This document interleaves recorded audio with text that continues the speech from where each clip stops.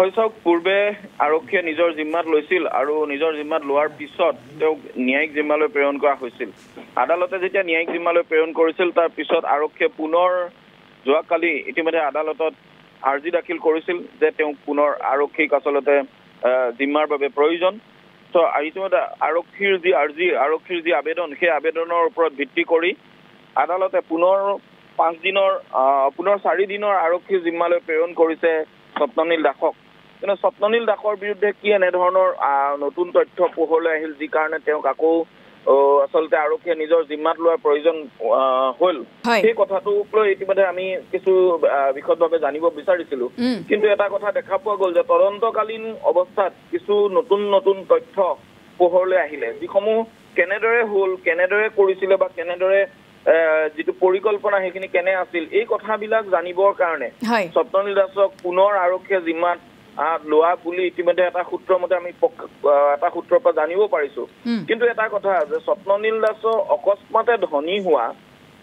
যিটো ৰহস্য, সেই ৰহস্য সন্দৰ্ভত ইয়াৰ পূৰ্বৱৰ্তী অৱস্থাত যেতিয়া আৰক্ষী জিম্মাত আছিল সেই সময়ছোৱাত যেতিয়া তেওঁ সোধা পোছা কৰা হৈছিল আৰু সেই সময়ত তেওঁ কৈছিল যে ট্ৰেডিঙৰ জৰিয়তেই তেওঁ সকলো ধন লাভ কৰিছে। কিন্তু আৰক্ষীয়ে কথাটোত পতিয়ন যাব পৰা নাই। কাৰণ এইটো কাৰণে পতিয়ন যাব পৰা নাই, ইমান এটা স্পীডি গ্ৰোথ সাধাৰণতে ট্ৰেডিঙৰ যোগেৰে হ'ব পাৰে বুলি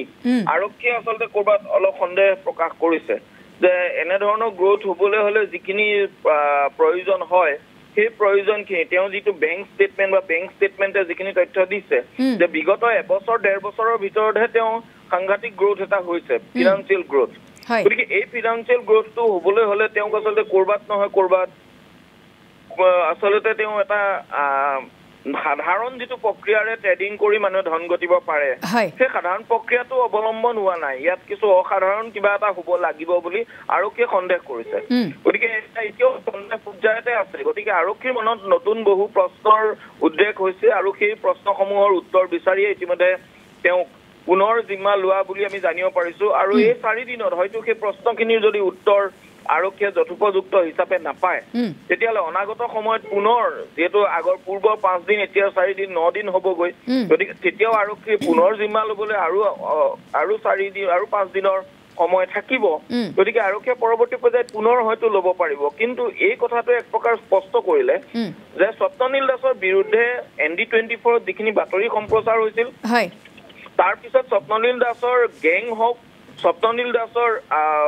অঙহী হওক, সকলোৱে ND24ৰ বিৰুদ্ধে তেওঁলোকে থিয় দিছিল। ND24 কাৰ্যালয় জ্বলাই দিয়াৰ তেওঁলোকে ধমকি দিছিল। ND24ৰ সাংবাদিকক তেওঁলোকে প্ৰাণে মৰাৰ ভাবুকি দিছিল। কিন্তু এনেধৰণে আহিছিল গোটেই প্ৰক্ৰিয়াখিনি যেন ND24ৰ বাতৰি ভুল আছিল, আমি বলপূৰ্বকভাৱে বাতৰি কৰিছো, বাতৰিৰ কোনো সমল নাই, বাতৰিত কোনো ধৰণৰ গুৰুত্বপূৰ্ণ তথ্য নাই, এনেধৰণে তেওঁলোকে সামাজিক মাধ্যমত চতুৰ্দিশে এটা তেওঁলোকে বুবু বাবা বিয়পাবলৈ চেষ্টা কৰিছিল। কিন্তু আজি আৰক্ষীয়ে পৰৱৰ্তী পৰ্যায়ত গ্ৰেপ্তাৰ কৰি তেওঁক আচলতে ন্যায়িক জিম্মাৰ পৰা পুনৰ যেতিয়া কাষ্টডি ল'লে, এই কথাটো ক'ৰবাত নহয় ক'ৰবাত ND24ৰ বাতৰিৰ যে ন্যায্যতা এটা আছিল, বাতৰি যে এনেই বাতৰি নামত বাতৰি নহয়, ইয়াৰ যে আমাৰ যি অনুসন্ধান সেই অনুসন্ধানত কিছু যে সমল আছিল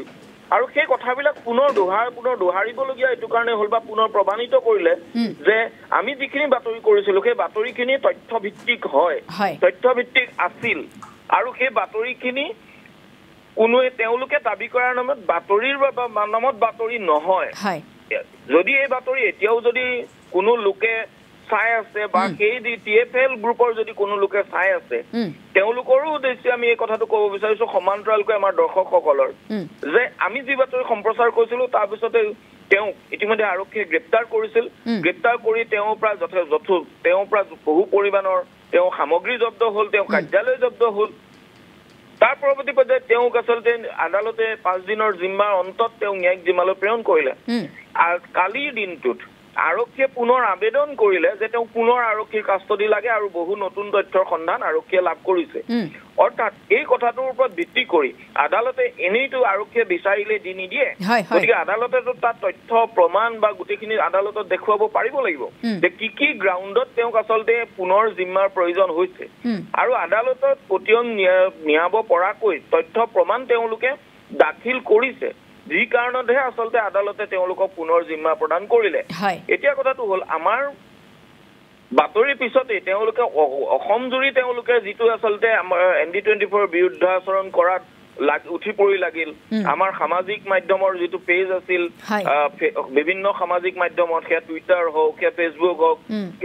ইনষ্টাগ্ৰাম হওক সকলোতে তেওঁলোকে আমাক বাৰণ কৰিবলৈ বুলি লিখিবলৈ আৰম্ভ কৰিলে ব্লক মাৰিবলৈ আৰম্ভ কৰিলে আমাৰ কাৰ্যালয় জ্বলাই দিয়াৰ কথা ক'বলৈ আৰম্ভ কৰিলে ইমান নিকৃষ্ট পৰ্যায়লৈ যাব লগা হ'ল যে খুদু অসম ভিত্তিক আমি এজাহাৰ দাখিল কৰিব লগা হ'ল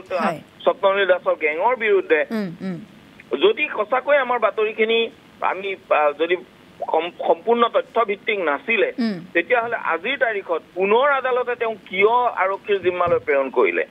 আৰক্ষীৰ জিম্মালৈ প্ৰেৰণ কৰা কথাটোৱে পাপৰি স্পষ্টকৈ পুনৰ ক'ব বিচাৰিছো যে ND24 অনুসন্ধান সত্য আছিল শুদ্ধ আছিল আৰু ND24 যি বাতৰি সেই বাতৰিৰ ওপৰত ভিত্তি কৰি ডিব্ৰুগড় আৰক্ষীয়ে যেনেদৰে এটা গোচৰ ৰুজু কৰিলে ডিব্ৰুগড় আৰক্ষীয়ে ইতিমধ্যে আদালতত জনাইছে যে আমি ND24 বাতৰিটোৰ ওপৰত ভিত্তি কৰি এডিচনেল SP হেডকোৱাৰ্টাৰ নিৰ্মল গোচাই ইতিমধ্যে এজাহাৰ দাখিল কৰিছে আৰু সেই এজাহাৰ ভিত্তিত চুমি বৰা বিশাল ফুকন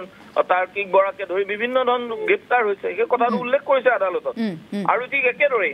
এই যিটো গোচৰ এই গোচৰটোৰ আমাৰ নিজাববীয়া অনুসন্ধান আছিল আৰু আমাৰ অনুসন্ধানমূলক প্ৰতিবেদনৰ পিছত স্বপ্ননীল দাসক ইতিমধ্যে আৰক্ষীয়ে পুনৰ জিম্মা লোৱা কথাটোৱে আমাৰ যিটো বাতৰি সেই বাতৰিৰ সত্যতা প্ৰমাণ কৰাৰ লগতে অনাগত সময়ত স্বপ্ননীল দাসৰ বিৰুদ্ধে যে তথ্য সম্বলিতভাৱে যে আৰক্ষীয়ে এখন চাৰ্জশ্বিট দাখিল কৰিব পাৰিব অনুমান কৰিব পৰা হৈছে বিৰুদ্ধে যে তথ্যসমূহ লাভ কৰিছে সেই কথাবিলাকো কিন্তু এক প্ৰকাৰ প্ৰমাণিত কৰিলে ঠিক আছে বিমল এই মুহূৰ্তত আমি আপোনাক ধন্যবাদ জ্ঞাপন কৰিছোঁ আকৌ জনাইছোঁ আমি দিছপুৰ আৰক্ষীয়ে পুনৰবাৰ 4 দিনৰ জিম্মাত ইতিমধ্যে লৈছে স্বপ্ননীল দাসক যিহেতুকৈ ন্যায়িক জিম্মাত আছিল গতিকে স্বপ্ননীল দাসৰ প্ৰসংগই এক প্ৰকাৰ কোনটো পৰ্যায় পাইছিলগৈ সেয়া বিশেষভাৱে ND24 দৰ্শকসকলে জানে ND24 কাৰ্যালয় জ্বলোৱাৰ পৰা আৰম্ভ কৰি যেনেধৰণৰ ND24 কাৰ্যালয় আক্ৰমণ কৰিবলৈ যি তেওঁলোকে পৰিকল্পনা কৰিছিল সেই পৰিকল্পনাৰ পাছত পলাই ফুৰিবলগীয়া হৈছিল একাংশই স্বপ্ননীল দাসৰ গুণ্ডা বাহিনী বুলি ক'লেও আচলতে ভুল কোৱা নহ'ব গতিকে তাৰ পাছৰ যিখিনি পৰৱৰ্তী পৰ্যায় সেয়া ইতিমধ্যে আৰক্ষীয়ে তদন্ত প্ৰক্ৰিয়া আগবঢ়াই লৈ গৈছে পুনৰ আদালতৰ পৰা জিম্মাত বিচাৰি 4 দিনৰ জিম্মা লৈছে দিছপুৰ আৰক্ষীয়ে গতিকে এই কথাখিনি স্পষ্ট যে ক'ৰবাত নহয় ক'ৰবাত আৰক্ষীয়ে তথ্য প্ৰমাণ নিশ্চিতভাৱে লাভ কৰিছে চাৰ্জশ্বিট দাখিল কৰিব আৰক্ষীয়ে সমগ্ৰ ঘটনাটোৰ তাত নিশ্চিতভাৱে এখন শক্তিশালী চাৰ্জশ্বিটত আৰক্ষীয়ে সেই তথ্য প্ৰমাণখিনি দিব ইয়াৰ বিৰুদ্ধে কি কি অভিযোগ আছিল সেইখিনি সম্পূৰ্ণৰূপে আৰক্ষীয়ে যুগুতাই লৈছে